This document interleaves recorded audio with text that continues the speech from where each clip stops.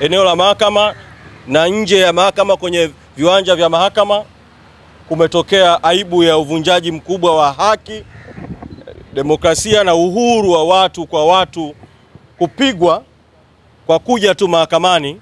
Na kati ya waliopigwa ambaye alipigiwa ndani ya eneo la mahakama, eneo hili hapa, alikuwa ni wakili wa Mahakama Kuu Mheshimiwa Deogratias Mahinyila ambaye vile vile ni kiongozi wa Bavicha wa Chadema. Leo tulipofika vile vile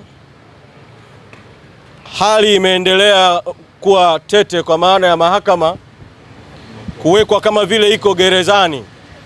Takuwa mmeshuhudia namna ambavyo polisi wametanda sio tu eneo la mahakama nje hapa mlangoni, bali kuanzia barabarani uko kwenye barabara zinazokuja eneo la mahakama.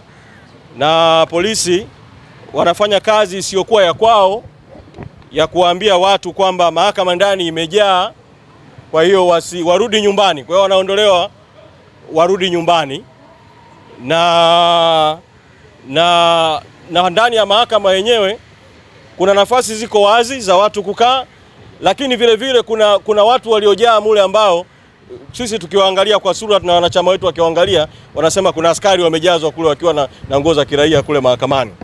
Sasa tumewaita kuwajulisha mambo mawili au matatu kutokana na hali hiyo.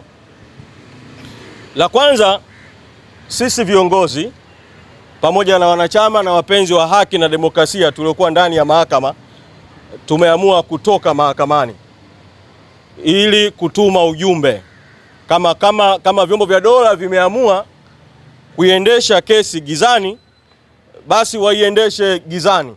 Kwa tumetoka ndani ya chumba cha mahakama.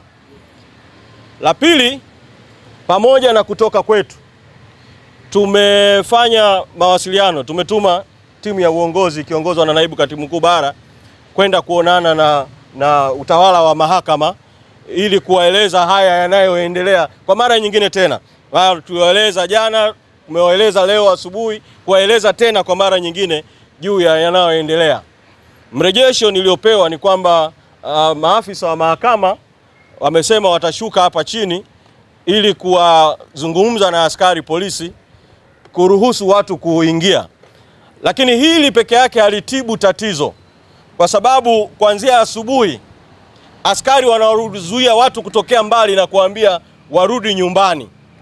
Namna pekee ya kudhibiti hii hali ni kuondoa hii hali ya kuwa mahakama kama vile imewekwa gerezani na jeshi la polisi na kuzuia watu kuingia, na kuweka utaratibu ambao utaruhusu nafasi ziko wazi watu kuingia. Lakini si tu nafasi ziko wazi watu kuingia, chumba cha mahakama kina idadi ambayo ikijaa imejaa. Lakini mahakama hii haina chumba kimoja peke yake cha mahakama. Ina chumba namba 2, ina chumba namba 3, na mahakama inaweza kufanya utaratibu. Na hili si jambo litakuwa jipya. Zipo mahakama zilizokuwa na kesi ambazo zilikuwa na maslahi ya umma, ziliweka TV screen katika vyumba vingine vya mahakama ili kile chumba kimoja kikijaa bado kuwe na fursa ya kuweza watu kushiriki kwenye shauri kupitia vyumba vingine vya mahakama. Kwa hilo ni jambo la pili ambalo naamini kwamba likifanyika litaongeza idadi ya watu, baada ya lile jambo muhimu zaidi la kuirusha hii kesi live kuonekana kama linawekewa vikwazo hivi, wakati haki inatakiwa itendeke na haki ionekane ikitendeka, hasa kwa kesi kama hii yenye maslahi ya umma.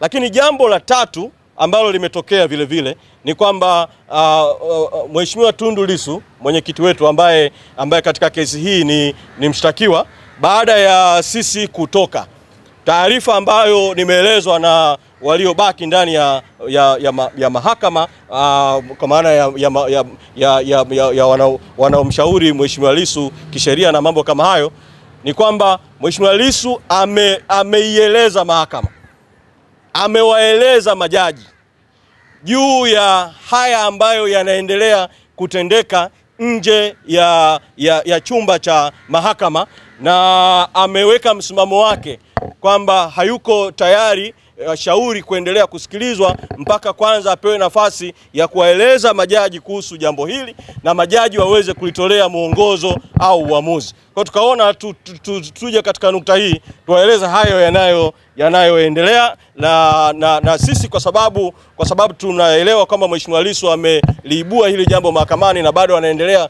kuwasilisha mahakamani. Tutakuwepo katika viunga hivi vya mahakama. Hatutaingia ndani ya chumba cha mahakama, tutakuwepo kwenye viunga hivi vya mahakama kusubiria nini kitajiri ndani, na katika hatua baadaye tutawaeleza ya ziada ambayo yanaendelea.